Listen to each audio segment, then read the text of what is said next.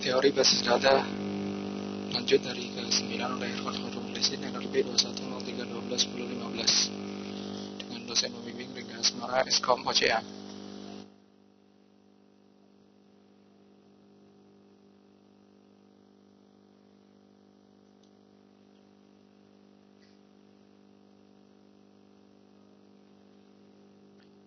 Dalam teori pertemuan ke-9 ini, materi yang akan dibahas adalah basis data client server. Dengan tujuan dari materi ini adalah yang pertama, memahami konsep basis data client server. Yang kedua, memahami arsitektur client server. Yang ketiga, memahami pengaksesan query pada basis data client server dan bagaimana perangkat lunak client server.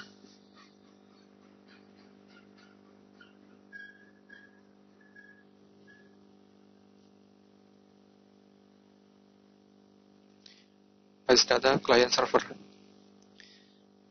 Pendahuluan. Aplikasi basis data terdistribusi dikembangkan dalam bentuk arsitektur client server. Teknologi client server berkembang secara cepat sebagai teknologi lanjut. Pada beberapa waktu yang lalu, sangat sulit memprediksikan status saat ini teknologi client server yang terjadi saat ini. Hal ini sama sulitnya dengan memprediksi teknologi untuk beberapa tahun ke depan. Beberapa faktor yang berpengaruh pada fungsi client atau server ataupun keduanya melibatkan perangkat keras dan perangkat lunak, protokol network, teknologi LAN atau WAN, dan komunikasi. Kemudian penurunan biaya dari beberapa faktor tersebut menyebabkan semakin besar kemungkinan mempunyai sistem yang kuat.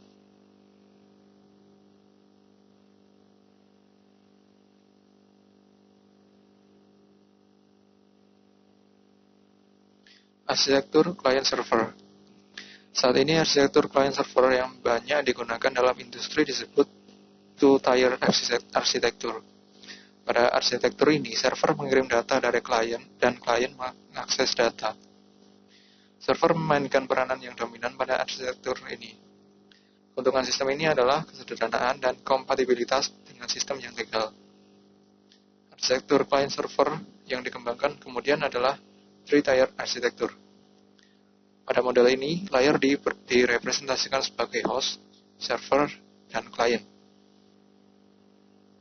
Server memainkan peranan sebagai penengah dengan mengirim aturan bisnis atau prosedur atau constraint yang digunakan untuk mengakses data dari host.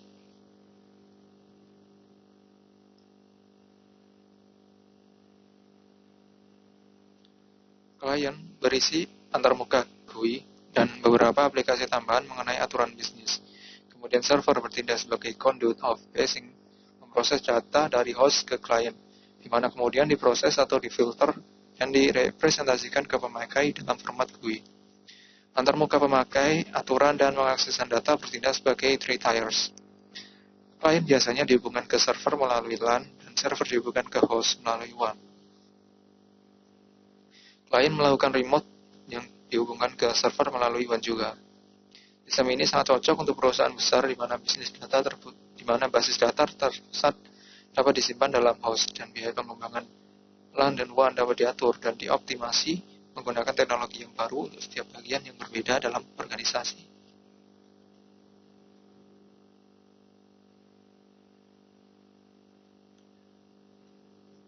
Pengaksesan query pada basis data client server.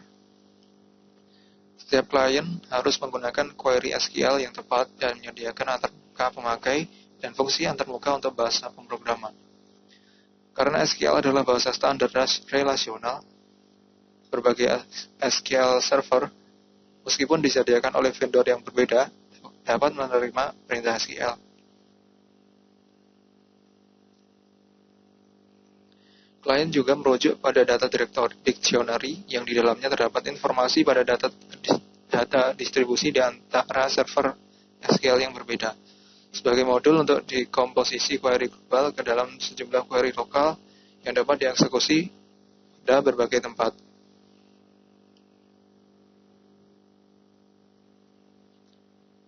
Interaksi antara klien dan server selama pemrosesan query SQL adalah sebagai berikut. Yang pertama, klien melakukan parsing query pemakai dan memecahnya ke dalam sejumlah query independen untuk setiap tempat. Setiap query tersebut dikirim ke server yang sesuai. Yang kemudian proses yang kedua, setiap server memproses query lokal dan mengirim relasi hasil ke klien. Dan proses yang ketiga adalah klien mengkombinasikan hasil subquery untuk memproduksi hasil dari query asal yang dikirim. Pada pendekatan ini, server SQL juga disebut transaction server atau database processor atau DP atau back-end machine. Sedangkan klien disebut application processor atau AP atau front-end machine. Interaksi antara klien dan server ditentukan oleh pemakai pada level klien atau melalui modul khusus pada DBMS klien yang merupakan bagian dari paket DBMS.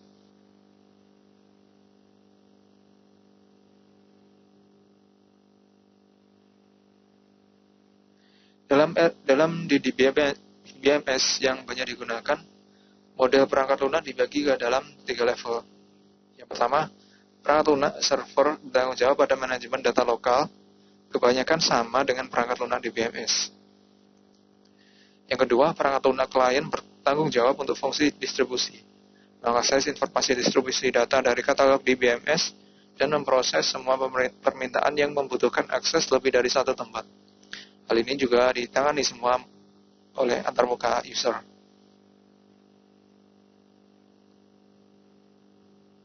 Yang ketiga, perangkat lunak komunikasi biasanya dihubungkan dengan sistem operasi terdistribusi. Perangkat lunak komunikasi menyediakan primitif komunikasi yang digunakan oleh klien untuk mengirim perintah dan data ke tempat yang berbeda sesuai kebutuhan. Hal ini bukan bagian yang terpenting dalam DBMS, tetapi menyediakan primitif komunikasi dan pelayanan yang esensial.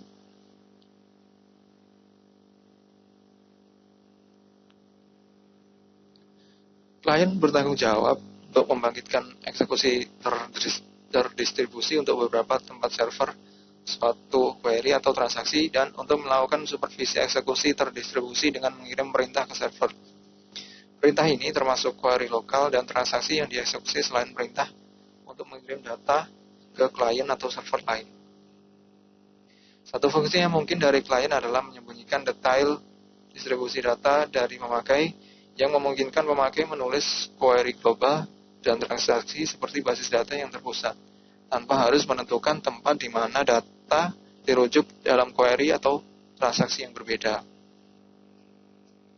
Properti ini disebut distribution transparency. Beberapa DBMS tidak melakukannya, sehingga pemakai harus berhati-hati terhadap distribusi data secara detail.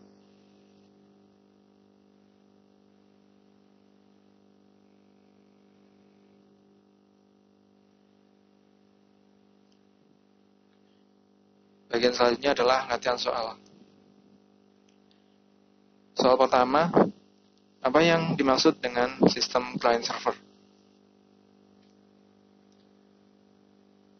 Client-server adalah sebuah arsitektur jaringan yang memisahkan klien, yang biasanya merupakan aplikasi yang menggunakan GUI, dengan server. Masing-masing klien dapat meminta data atau informasi dari server. Kemudian server memberikan data-data yang diminta oleh klien.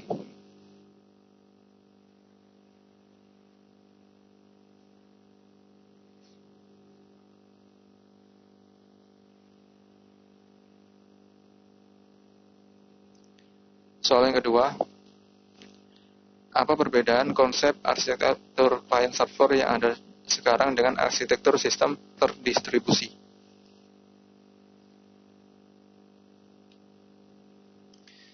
Konsep arsitektur client server yang ada sekarang adalah pada arsitektur ini.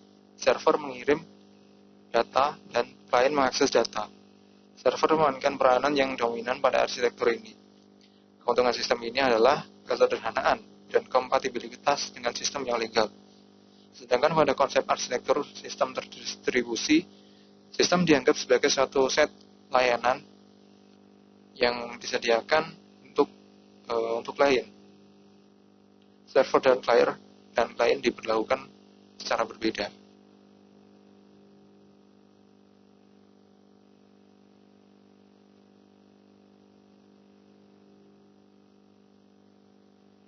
Soal ketiga, sebutkan bagaimana tugas host, server, dan klien pada three-tier arsitektur.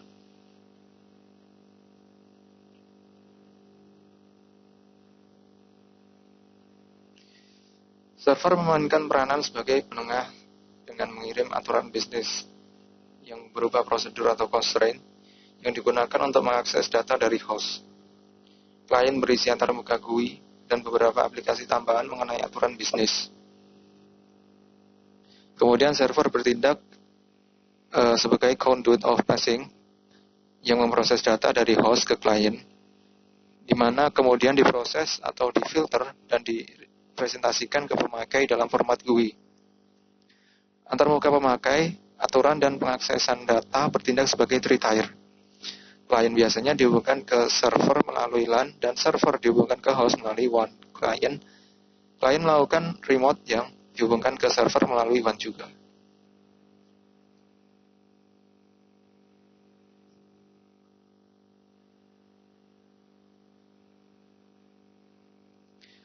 Soal nomor 4. Jelaskan bagaimana pengaksesan query dari klien ke server, dari hasil query dari server dan hasil query dari server ke klien.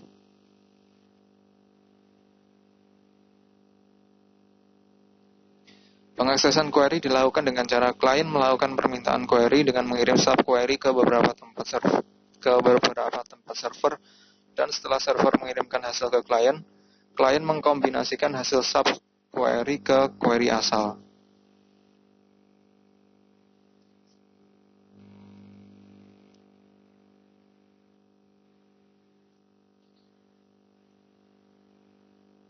Soal kelima, perangkat lunak apa saja yang diperlukan pada sistem client server?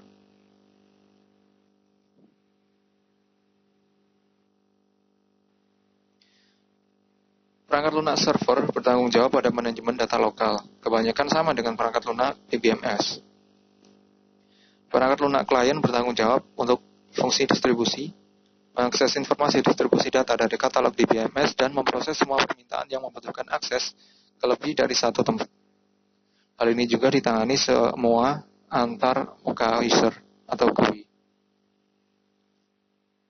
Perangkat lunak komunikasi biasanya dihubungkan dengan sistem operasi terdistribusi, menyediakan primitif komunikasi yang digunakan oleh klien untuk mengirim perintah dan data ke tempat yang berbeda sesuai kebutuhan.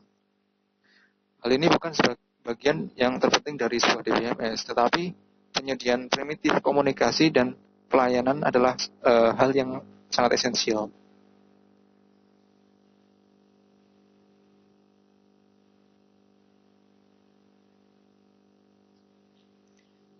Baik, ini adalah akhir dari teori hari ke-9. Terima kasih.